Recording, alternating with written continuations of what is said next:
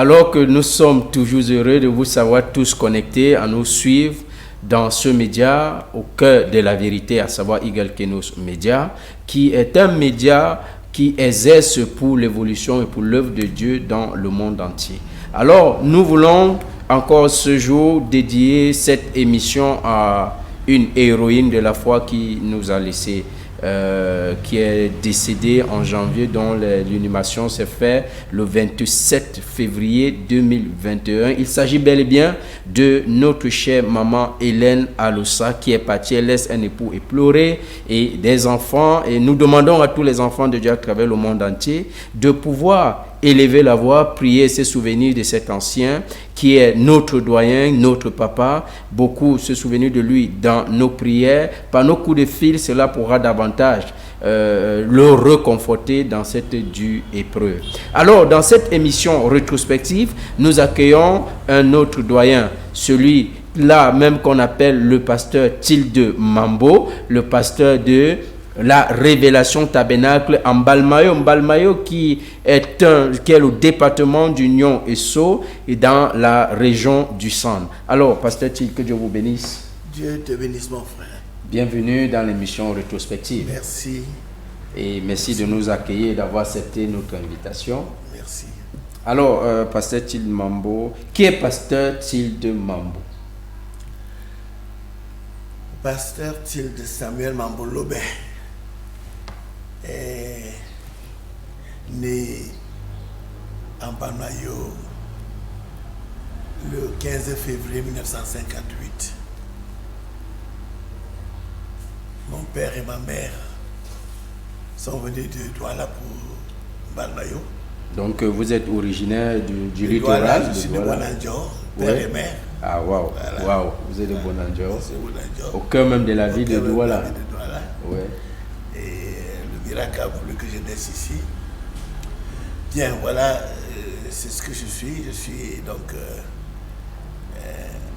à votre... je suis à vous pour la suite. Ok, en parlant de pasteur Tilde Mambo, à quoi peut-on penser?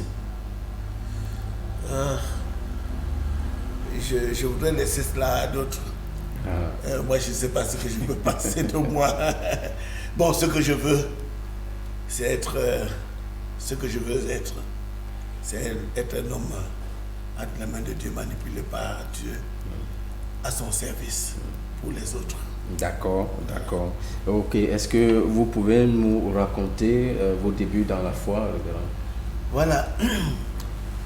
Je vais prendre ça de loin parce que moi, je veux dire que ma foi vient de ma grand-mère. C'est-à-dire comme un peu Timothée? Oui, un peu comme Timothée. Ouais. Ma grand-mère était une ancienne de l'église du pasteur Koba. Pasteur Koba, qu'on a tant cité, qui était le représentant de l'église baptiste au Cameroun. Non, c'est mal compris. Pasteur Koba n'était pas de l'église baptiste. Oui. Pasteur Koba a été pasteur dans l'église évangélique du Cameroun, oui, dans sa jeunesse. Et alors, pasteur Koba, pendant qu'il était pasteur de l'église évangélique du Cameroun, jeune à son âge, il a reçu le message du plein évangile. Quand il a reçu le message du plein évangile, il s'est converti dans le plein évangile en se faisant baptiser par un pasteur baptiste au nom du Père, du Fils et du Saint-Esprit dans l'eau. Oui. Cela lui a valu des problèmes. Il a été chassé de l'église évangélique du Cameroun. Il a commencé à travailler avec le plein évangile, avec un certain Albert Bruca qui était un grand évangéliste dans l'Afrique centrale. Oui. Albert Bruca. Donc alors pendant qu'il était donc dans ce service, Dieu l'a beaucoup utilisé. Il y a eu des miracles, des choses extraordinaires dans sa vie. Les gens, les boiteux, les marchaient, il y avait beaucoup de miracles dans son ministère. Wow. Alors c'est ainsi que plus tard, quelqu'un qui l'a vu travailler, parce que chassé aussi, parce qu'il a été reçu par les baptistes, il a dit: je viens à vous si vous acceptez le plein évangile. Il est venu avec le plein évangile, ils n'ont pas réussi et ça n'a pas marché, ils l'ont chassé. Il s'est retrouvé en route en train de prêcher de gauche à droite. Ok. Certainement, nous reviendrons et nous ferons peut-être par la grâce de Dieu une émission spéciale sur le pasteur Koba parce qu'il est beaucoup cité dans l'histoire du message au Cameroun. Alors, pour revenir à vous après... C'est pour ça que je voudrais vous dire que après, effectivement, étant dans le plein évangile déjà, pendant qu'il prêchait et qu'il avait reçu l'autorisation qui lui avait été donnée, il n'a pas cherché l'autorisation de l'église baptiste UBC. C'est à ce moment-là que, fréquentant les frères, n'est-ce pas, ils avaient, en France, je ne sais pas comment on appelle encore ça, sur le château, quoi. Il y avait les journaux, n'est-ce pas, du plein évangile et tout ça, et on parlait de frère Branham. C'est à ce moment-là qu'il commence à lire sur frère Branham, n'est-ce pas? Et il avait un collège, une école de théologie, et de plein évangile, à Douala, où le pasteur Bel était. Comme le docteur Jean-Paul Bel, pasteur du tabernacle de l'air. Il était dans son école. Bon, c'est ainsi qu'ils ont commencé des débats sur les propos du frère Branham. Donc, en 66 ou 67, il se dit, mais comment, j'ai déjà été chassé partout, j'ai déjà été rebaptisé, je dois encore reprendre le baptême, je dois encore changer. Il a donc pris un jeune, je pense que 21 jours, si je me souviens bien, si mes souvenirs sont bons, 21 jours, et puis Dieu a confirmé que c'est le message qu'il faut suivre. C'est comme ça qu'il monte en Allemagne, rencontrer le frère Walt Frank, et qu'il prend son baptême au nom du Seigneur Jésus-Christ là-bas. Alors il revient ici, 68, et il se décide, il amène dans le message. Il présente William Marion Branham à l'église, il présente le baptême, toute la doctrine de William Branham. Ça a fait qu'il a même changé les constitutions de son église. Avec le message. Si tu lis ta constitution, tu vas voir au nom de Jésus, le baptême au nom de Jésus-Christ, lavement des pieds et tout. Voilà comment il reprend ça. Et il reprend le baptême de tous ceux qui sont au service de Dieu. Y compris pour lui-même. Oui, lui, il s'est fait baptiser. Il était le premier à montrer un exemple. Oui, il s'est fait baptiser en Allemagne et il est venu faire rebaptiser. Il a rebaptisé tout, c'était en 69. Ma grand-mère faisait partie de cela. Et alors, j'étais au courant de ça. Et ça voulait dire que moi, j'ai cru au baptême au nom du Seigneur Jésus-Christ, à la divinité, qu'il y a un prophète qu'on appelle Branham. J'ai appris ça en Douala. C'était en quelle année? Les années 70. Oui. 69, 70. Oh, 69, 70. Voilà, 70. Donc je connaissais déjà qu'il y a un prophète. Je connaissais déjà qu'il y a un message, mais je n'étais pas forcé. Je l'acceptais parce que ma grand-mère acceptait et on allait dans la même église. Oui, donc ceci est même avant la sortie massive. Oui, avant la sortie massive. L'église dénominationnelle pour le message. Donc on avait déjà ce message.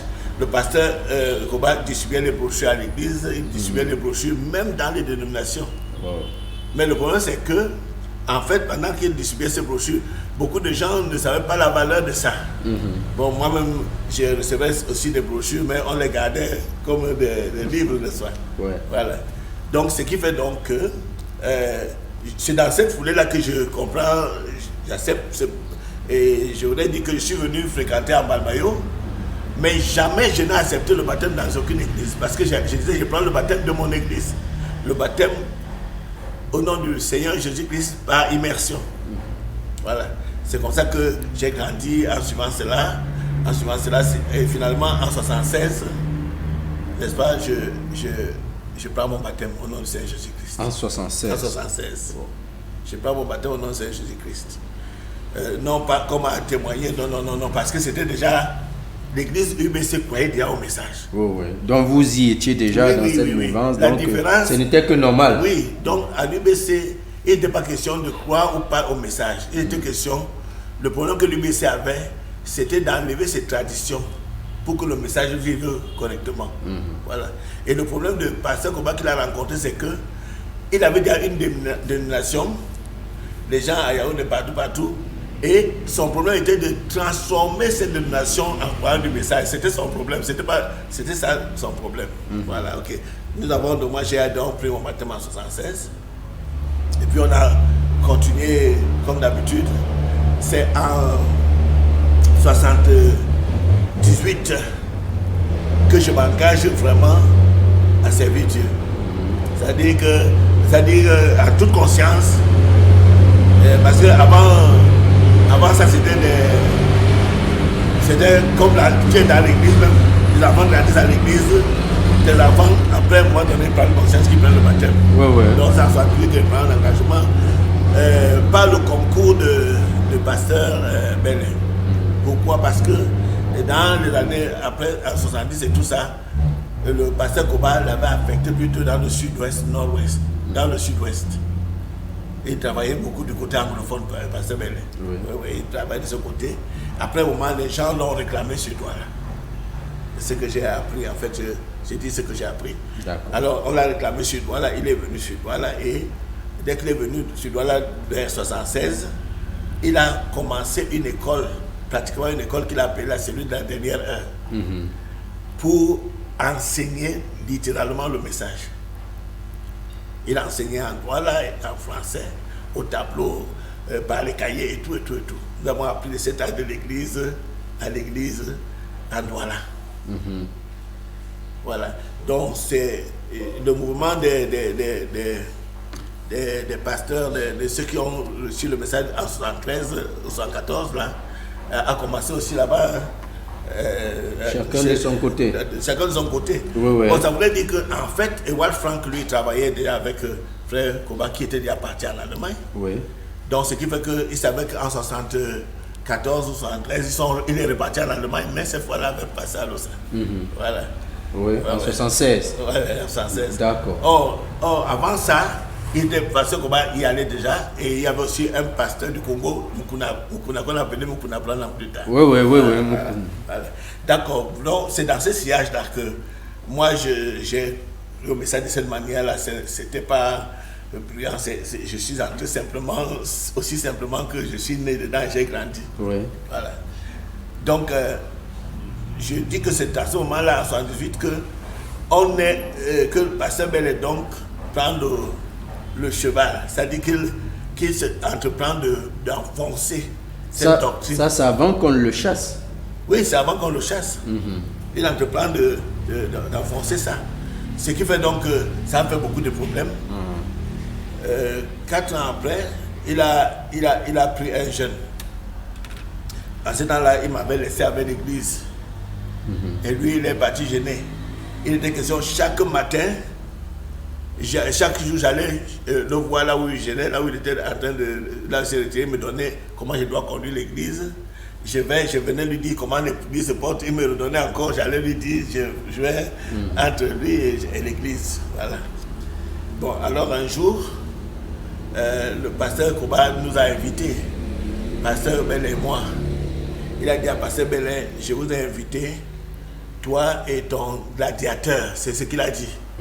Pasteur Belin a dit, non, c'est pas mon gladiateur, c'est mon collaborateur. Il dit, je vous ai appelé pour vous dire que, comme on a envie je vois que l'église est troublée pour ce qui se passe.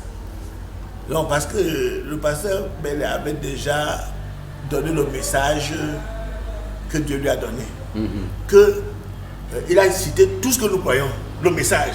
Il a dit, nous ne marchons pas selon le message, il faut casser tout le système national, ça fait un problème et les gens, certaines personnes ne voulaient pas. C'est pour ça qu'on devait nous chasser. Donc, pendant que on est dans cet aspect, le pasteur Koba nous a appelé, il a dit, bon, comme je vois ça, je veux vous demander une chose, supportons encore cette dénomination, ces gens pendant 5 ans, s'ils peuvent comprendre le message. Et nous avons dit que nous ne pouvons plus. Nous avons supporté assez. Maintenant là, il faut qu'on soit épanoui. D'accord, donc 5 ans c'était trop. Voilà. Après il a dit donc, maintenant on va faire une réunion. Je vais dire aux gens que toi, le pasteur Belin et toi, je vais vous mettre dans un truc d'évangélisation du message. Et comme ça vous allez travailler avec les autres frères qui sont UBSANES. Et ça, je voudrais te dire que en 76, quand on chasse les frères, ils sont reçus par pasteur Koba. Et c'est pourquoi on était UBC et ils étaient UBC annexe. Et on avait chaque année, chaque mois, un culte d'ensemble. Les frères sortaient, les frères à Lausanne, tout ça venaient, et nous tous on faisait le culte dans un seul endroit chaque dimanche, chaque premier dimanche. Et tout ça, c'est... Oui. on prêchait le message. Pasteur Koba avait même voulu que nous entrions de force et que nous cherchions la dénomination et qu'on s'installe là-bas. Et on n'a pas voulu. Donc maintenant, je voulais dire que lorsque on nous chasse, le jour qu'on nous chasse,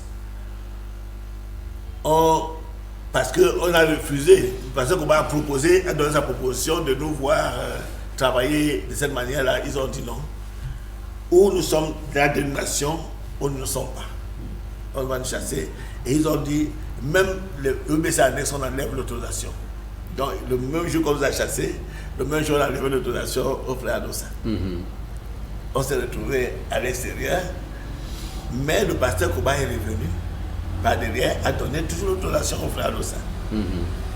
Et bon, voilà. Et on a continué de travailler. Voilà. C'est dans ce sillage que moi, c'est ma vie, c'est comme ça que je vois l'œuvre de Dieu avancer. Ah, gloire à Dieu, vous avez été un véritable témoin. Vous avez vécu cette histoire de ces sorties, donc vous connaissez l'histoire profondément. D'accord. Et ok, bon, il sera toujours de temps en temps important que nous regardions un peu la caméra. Alors, étant un ancien dans la foi, jusqu'aujourd'hui, quel regard portez-vous lorsque vous rentrez en arrière, un regard rétrospectif, et surtout avec les différents vents de doctrine d'aujourd'hui, quel regard portez-vous sur le message alors que vous êtes un ancien? Oui, je pense qu'il y a quelque chose qui a été faussé vraiment. Nous, on a eu une grâce. Moi, j'aimerais, dans tout ce que je veux parler, j'aimerais bien parler de moi, de nous, de ma façon de marcher, parce que chacun a sa façon de regarder. Vous savez, nous avons une grâce particulière qu'on a eu un leader. Même s'il était, quoi qu'il arrive, aucun homme n'est parfait en tant que tel. Pasteur Bell est pasteur depuis 1964. Imposé les mains. On lui a posé les mains en 1964 comme ministre de l'Évangile. Et il a travaillé pour que nous puissions avoir la connaissance de ce message. Et maintenant, moi par exemple, depuis qu'on a travaillé ensemble avec beaucoup de gens et ainsi de suite, je respecte mon pasteur. Voilà. C'est pas parce que je suis devenu ceci ou cela, je le respecte. Le problème aujourd'hui, c'est que les gens ne respectent pas ces choses. Je crois que je peux être plus intelligent. Je peux même être plus intelligent, je peux même lire plus que mon pasteur. Mais le prophète nous a dit qu'il est plus spirituel. Ces choses, il n'y a plus de respect. Quand il n'y a plus de respect, c'est la débandade. Donc, si nous voyons tous ces vents de doctrine, c'est parce qu'il manque en réalité de repères. Oui, il manque de repères. Donc, parce qu'aujourd'hui, les enfants, remarquez, moi, je prends mon exemple, j'ai travaillé avec Pasteur Bellé. Quand je quitte Douala, je me retrouve à Ebolova. Je trouve Pasteur Mayo à Ebolova. Quand je trouve Pasteur Mayo à Ebolova, je n'ai pas créé une autre église. J'ai travaillé avec Pasteur Mayo. On n'avait pas toujours tous la même compréhension sur certaines choses, mais on a tout fait pour que l'église ne se divise pas. Il faut que l'église aille d'une certaine façon. Je suis parti de Bolova. J'aurais pu créer une assemblée parce que les tendances ne manquent pas. Les gens vous la tirent toujours à côté. Je me suis retrouvé à Bertois avec Pasteur Alossa. Normalement, à Bertois, j'ai le cas d'une semaine avec Alossa. Il est arrivé une semaine avant moi. Et nous avons travaillé ensemble au point que l'église était même dans ma maison. Et lui, Pasteur Alossa venait dans mon église, dans ma maison. Alors là, vous étiez déjà prédicateur. Vous aurez pu renverser la situation. Et même, il y avait des gens, des frères, des anciens de ce côté partout qui venaient me dire que c'est toi le pasteur, il faut que frère Alossa aille à Batouri et tout ça. Moi, j'ai dit non. Je suis avec un aîné, je l'ai trouvé ici, il faut que je travaille avec lui. Oui, je travaillais avec lui. Il y avait tout pour que... Un jour même, lui m'a appelé. Il m'a dit, pasteur, c'est toi le pasteur ici. Moi, je vais aller partout. J'ai dit, j'ai entendu pasteur. Quand on a dans l'église, j'ai dit que c'est lui le pasteur. Il dit que comment? J'ai dit que c'est comme ça. On sait pas qu'il faut travailler. Ok. Et puis, tu vois, il a fallu que je parte de Bertois. quelques jeunes sont venus me voir pour me dire qu'ils veulent se séparer. J'ai dit non, apprenez du vieux. Mais aujourd'hui, ils sont sortis. Il y a au moins 3 assemblées qui sont sortis de là. C'est pourquoi ce sont les jeunes. Quand ils ont lu quelques brochures, ils sont un peu animés. Après les doctrines, comme ici au Cameroun, on reçoit toujours les doctrines de l'extérieur. Dès que ça vient, nous prenons et puis ça commence. Donc, je voudrais dire que si les gens respectaient un peu ça, ce n'est pas un problème de plus grand quoi que ce soit. Dieu travaille dans l'ordre. Oui. Oui. Quand je dis souvent que quand je dis souvent aux jeunes qui travaillent avec moi, quand un frère, je lui dis que si je vois que tu as une tendance, si tu veux déjà faire autre chose, dis-moi. Je vais t'accompagner pour faire l'œuvre quelque part. Je vais t'aider pour que tu t'installes. Parce que ce qu'il faut faire, c'est pas bon. Mais ils ne sont pas contents, ils ne veulent pas ça, ils ne veulent pas commencer une œuvre. Ils veulent toujours diviser une église pour faire une œuvre. Ok, et quand vous proposez cela, est-ce que ça marche toujours? Ça ne marche pas. Ils aiment toujours diviser, ils n'aiment pas travailler. Ils n'ont pas commencé. Il faut toujours commencer par les gens qui partent d'une église pour aller former une autre église. C'est ça qui tue même l'église. D'accord. Ok, révérend, pouvez-vous nous parler un peu de votre appel au ministère et surtout ce quel était le point culminant? Voilà. Bon, depuis l'enfance, je peux dire que, comme je disais de ma grand-mère, elle a été pour moi le point principal parce que le matin, elle me faisait la prière, on appelle ça prière le soir, elle me donnait des conseils et tout ça. À un certain moment dans ma vie, quand on jouait les jeux d'enfants, moi je me transporte. C'est moi qui jouais le rôle de pasteur. Étant bébé? Étant enfant, 5, 6 ans, 7 ans. Je me souviens que je prenais des propos que grand-mère nous disait et je devenais pasteur. Et je me souviens toujours quand je disais, c'est pour ça que Caïn a tué Abel parce qu'il était méchant.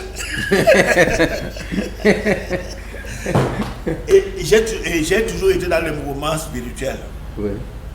Quand j'étais au collège noir, c'était une église catholique, mais j'étais dans le mouvement spirituel des jeunes. Oui. J'étais animateur. J'ai été au mouvement, n'est-ce pas, des jeunes, de la foi et des chorales. J'ai chanté. Mais je voudrais dire que j'avais donc une âme consciente.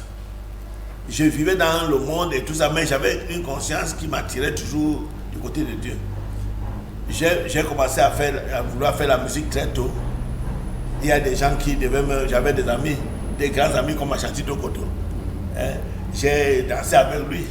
Faut que donc, au-delà de tout, vous êtes un fin danseur. J'ai commencé à faire la musique, à vouloir chanter. J'ai composé les chansons du monde. J'ai composé. Bon, maintenant, le problème, c'est que Dieu n'a pas voulu que j'y entre. Dieu n'a pas voulu que j'y entre. Et c'est comme ça que toutes mes choses sont parties de gauche à droite.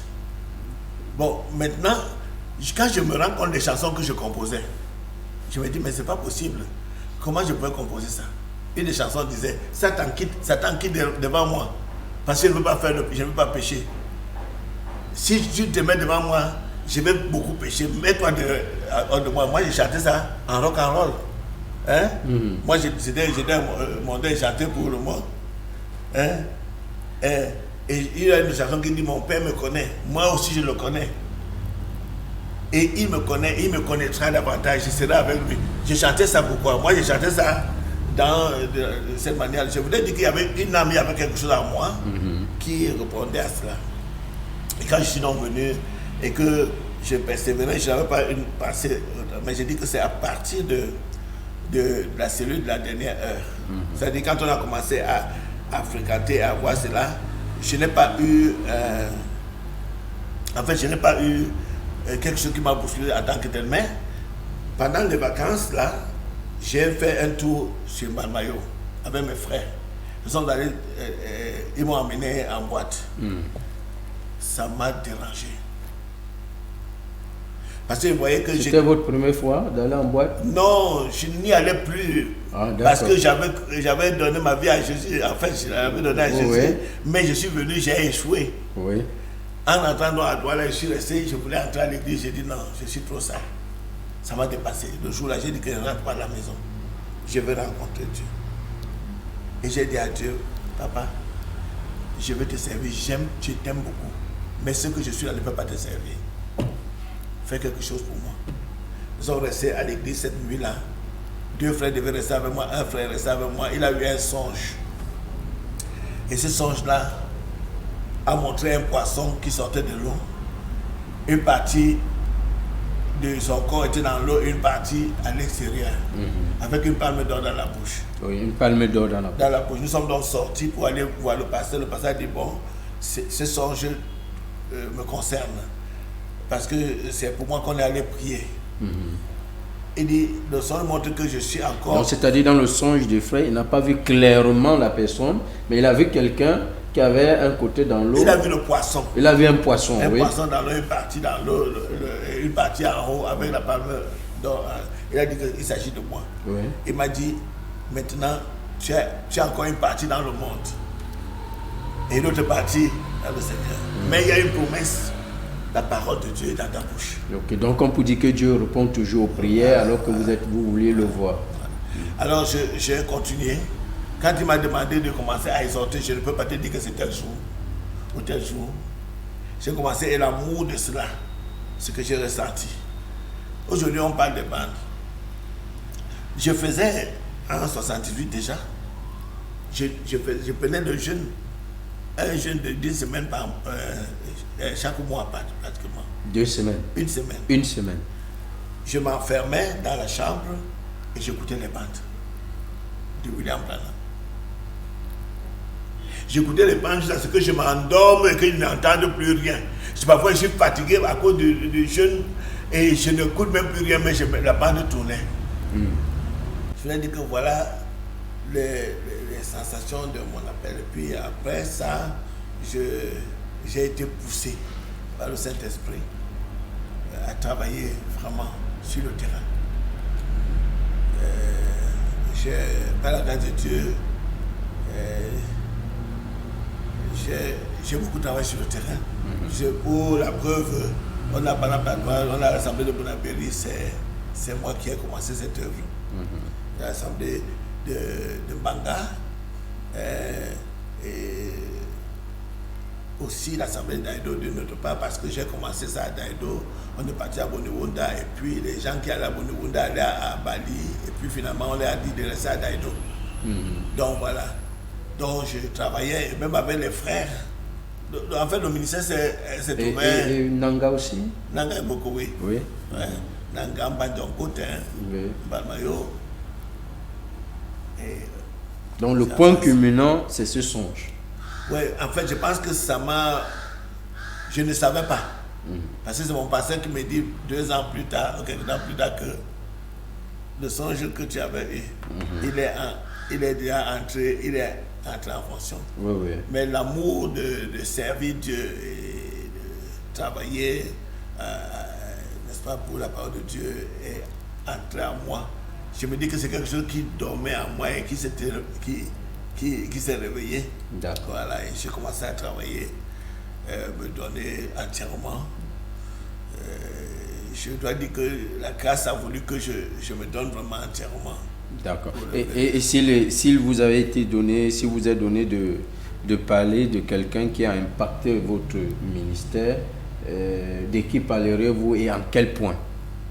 Donc, je dois dire que depuis ma mort, j'étais amoureux. En fait, j'aimais beaucoup le pasteur Kouba. Nous l'aimons. Oui. Parce que ma grand-mère, pour pasteur Kouba, c'était Dieu. Nos parents, nos mamans, quand ils marchaient, ils mettaient les foulards à terre pour qu'ils marchent dessus. Mais c'était dans le miracle. Celui qui a impacté ma foi, c'est le pasteur Bellet. Le ministère, oui. Le ministère. Parce que, en fait, il a su, c'est-à-dire Dieu lui a donné la manière comment travailler avec moi. Parce que, comme je disais aux gens l'autre jour, je ne suis pas facile. Je n'étais pas facile. Et depuis, j'aime ma façon de voir les choses. C'est un peu difficile.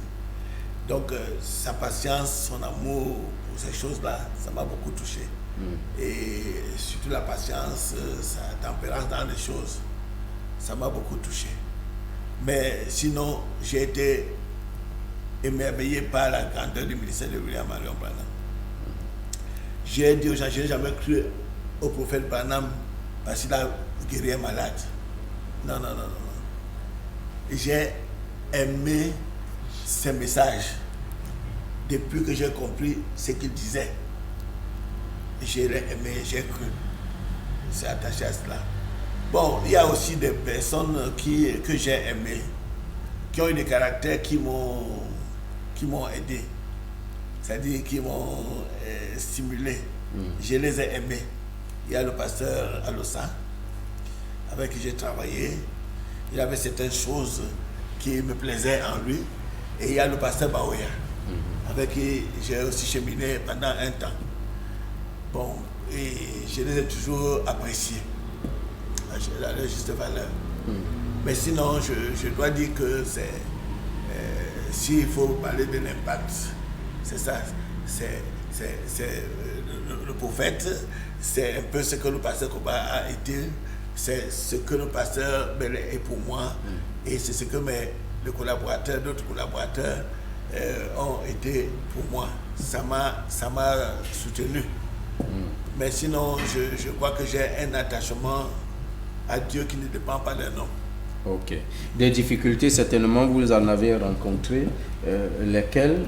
La première difficulté que j'ai eue, la chose qui m'a choqué le plus, quand nous sortions de la dénomination, Dieu nous avait dit, selon le récit du Seigneur, que nous n'allons pas nous mélanger à une dénomination, qu'on sort pour être libre. Et quand nous sommes sortis, la première chose qui arrive, c'est que un frère a un songe sur les gens sur qui on doit imposer les mains comme ministre. Et effectivement, nous, on ne sort pas. Nous qui sommes avec le pasteur Bellet, on a essayé de battre sur ça. Ça n'a pas marché. Et quand on dit que bon, on ne connaît pas ce que le Saint-Esprit, une deuxième liste est encore sortie. On n'avait pas tué de nom dans la liste. Et quelqu'un a dit non, j'ai vu qu'on voulait ajouter le pasteur dans la liste. J'ai dit qu'on ne m'ajoute pas. Et la troisième fois, on est parti à Yaoundé, on a dit qu'on vote. On a voté mon nom, j'ai dit que ça me... J'ai dit, je vois quelque chose qui m'énerve, c'est parce que j'ai l'impression que on a envie de catégoriser, c'est-à-dire de donner l'impression de même par catégorie pour faire une certaine distinction. Oui. Et moi, j'ai dit que je ne marche pas avec ça. Je suis pas, moi, laissez d'abord l'impression de même pour moi. Je suis resté comme ça. C'est quelque chose qui m'a touché pendant longtemps. Voilà. Et comment avez-vous pu gérer cela? Non, plus tard, il y a le pasteur Alosa qui était tout derrière moi. Il me dit, tes enfants, on a déjà imposé le même à tes enfants que tu as mis dans la foi. Et toi, j'ai dit que pasteur Alosa, laisse-moi tranquille. Je veux rester comme ça, je n'aime pas ce genre de choses-là. Personne ne me donne le don, le ministère, le don m'est donné par Dieu, je ne veux pas. Alors, il a parlé avec le pasteur Bellet. Et pasteur Bellet a dit, mais si tu arrives à le convaincre, si tu veux, tu lui imposes le problème. Et en fin de compte, c'est ce qui est arrivé, le pasteur Alosa et le pasteur Kanchouan m'ont imposé les mains. Voilà, c'est ça.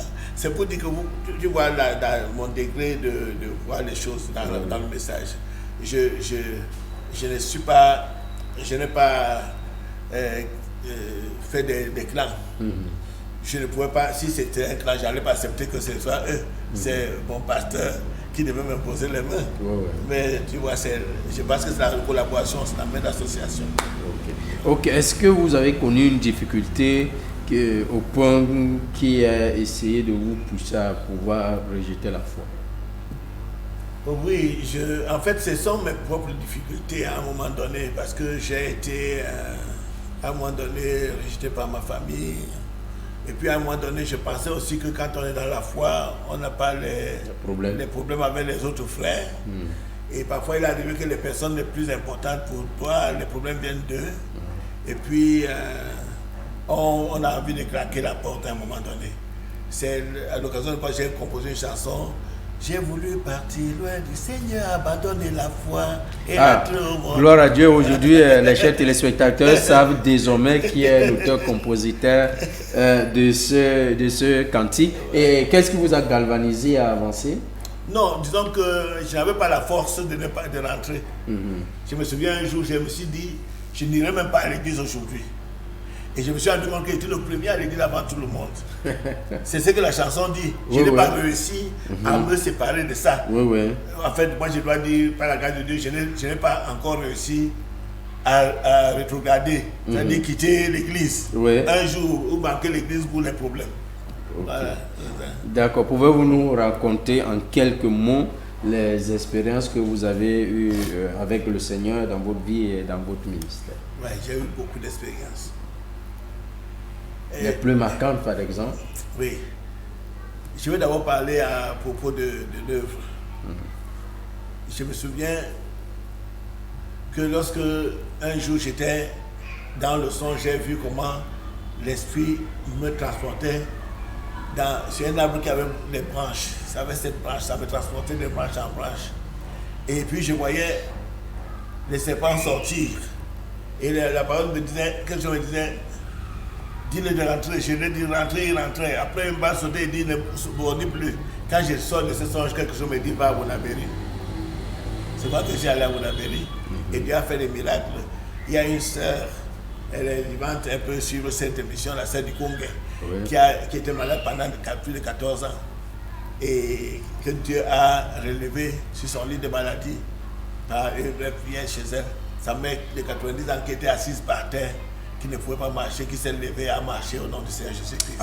C'est fait extraordinaire. Ça m'a galvanisé pour Bonabéry.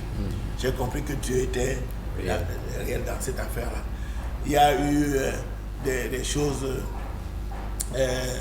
telles que, bon, pour ma propre vie, ma propre santé, je devais déjà mourir. 2 fois dessus, je serais parti. Et j'ai supprimé au point qu'on a seulement rassemblé mes intestins comme ça. Et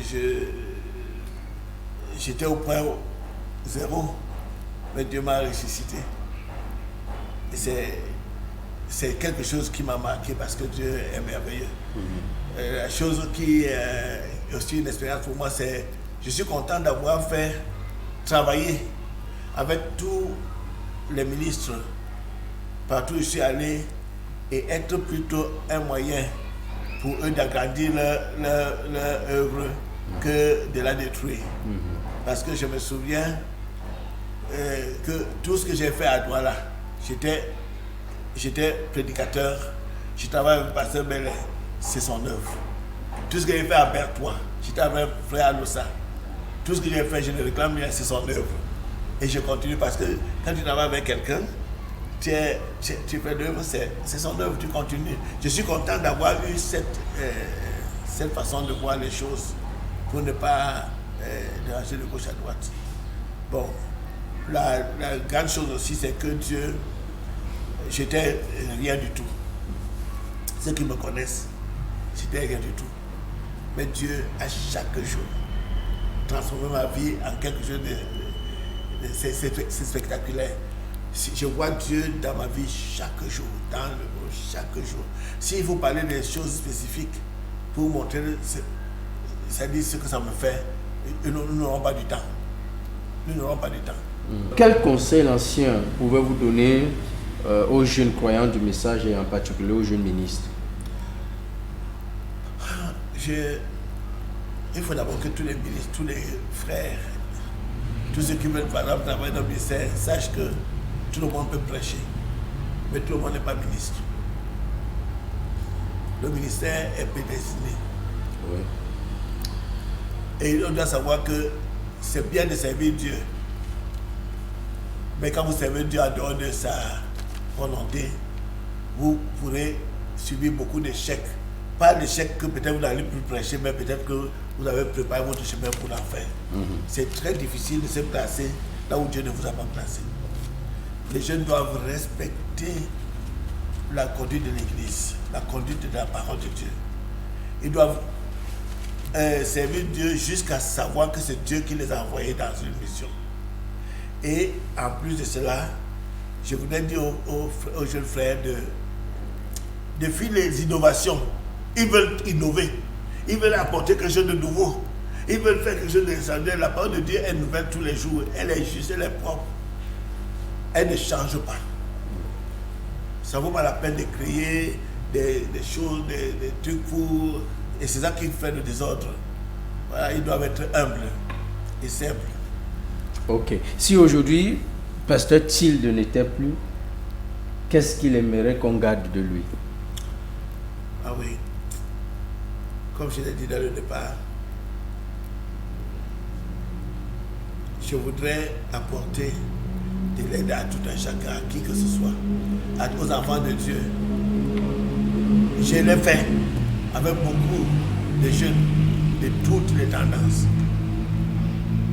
Et je voudrais, si Dieu me donne la force, c'est de les aider, d'aider les frères à s'asseoir, à être certains de leur ministère, de marcher, de grandir.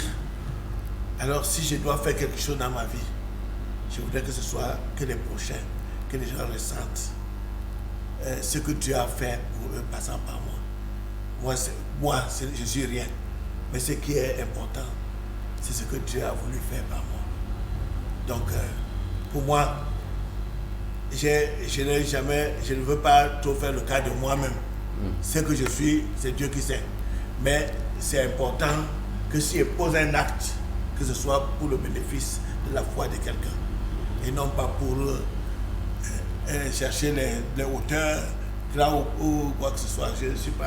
Je pense que je me fais comprendre dans ces quelques paroles. Ok, donc qu'on garde de vous comme souvenir, celui qui aura aidé les autres à aller plus loin, même si lui-même n'est pas arrivé à ce niveau. Voilà. D'accord, merci. Révérend, nous arrivons déjà à la fin de notre émission. Qu'est-ce que vous pouvez dire comme mot de fin et que pensez-vous de la chaîne Eagle Kenos Media? Oui, je pense que vous faites un bon travail. Ça permet aux gens de rassembler les morceaux. Parce que je crois que nous sommes comme des gens, nous regardons un drapeau. Je suis de ce côté, je vois vert ou jaune comme ça, l'autre de l'autre côté, je vois vert jaune de l'autre côté. L'autre se place comme ça, il voit jaune, l'autre voit vert, ainsi de suite. Mais en rassemblant tous ces morceaux-là, on peut savoir avec l'esprit de discernement comment est le drapeau. Votre travail est bien fait. Merci beaucoup. Parce que vous ne le faites pas avec tendance. Parce qu'il y a des gens qui posent des questions tendancieuses parce qu'ils ont déjà leur idée derrière la tête. Poser des questions, bon. Moi, je ne sais pas, j'ai répondu comme je pouvais. Hein. Je n'ai pas fait d'actologie, j'ai répondu à cœur ouvert. Je ne sais pas beaucoup bavarder, je ne sais pas parler, je n'ai pas beau les paroles. Donc j'ai dit ce que je pouvais dire là. Merci. Si ça peut aider quelqu'un, tant mieux, mais vraiment, c'est ça. Merci beaucoup, Révérend. Alors, chers téléspectateurs, nous sommes arrivés pratiquement à la fin de notre émission. Nous voulons remercier chaque personne, chaque frère, chaque sœur qui s'est intéressé, qui nous a écoutés jusqu'à la fin. Et nous voulons aussi vous annoncer qu'il y a une entreprise, ce sont des frères dans le message, basés à Yaoundé, qui font dans la fabrication des jus naturels. L'entreprise s'appelle Bio-Jus, c'est-à-dire c'est des jus faits à base des fruits et de l'eau minérale sans sucre. Alors ce qui est pour nous aujourd'hui, ce qui sera d'ailleurs bien pour notre santé, de boire bio sans sucre. Donc commandez sur le numéro qui s'affiche sur votre petite smartphone et commandez pour vos événements, pour vos fêtes, pour tout ce que vous voulez. Je crois que vous n'allez jamais regretter. Alors d'ailleurs nous voulons aussi faire un appel à chacun de vous qui nous suivez. Si vous voulez apporter votre soutien à notre chaîne, sachez déjà que nous faisons ceci à but non lucratif, c'est pour l'avancement de l'œuvre de Dieu. Alors si vous voulez soutenir ceci, n'hésitez pas de nous contacter par ce numéro WhatsApp qui s'affiche sur votre écran également. Alors nous voulons également remercier tous ceux qui nous soutiennent dans cette œuvre que nous avons commencée. Ici je parlerai de Dr Jean-Paul Belair, de l'apôtre Robert Camté, également du frère Emmanuel Alossa. Alors, nous remercions également toute l'équipe de production et toute l'équipe d'Eagle Kenos Media, à savoir Cédric Renaud Akono, votre journaliste, la sœur Francine à Congo, Ilomo Bernadette, Madame Tchumbu, le frère Tchumbu Christian, le frère Paul Alain Bolo, sans oublier nos correspondants qui sont de l'autre côté, à savoir au Rwanda, au Congo. Nous vous faisons un coucou à tous. Sachez que nous sommes ensemble. Que le Seigneur nous bénisse richement. Nous ne manquerons pas de penser également à tous ceux peut-être qui nous soutiennent d'une manière ou d'une autre dans vos prières et à toute la grande équipe, comme je le disais tantôt, de Eagle Kenos Media, sans oublier le frère Guy de Chamba et notre cher monteur. Que Dieu vous bénisse. À la prochaine. Shalom.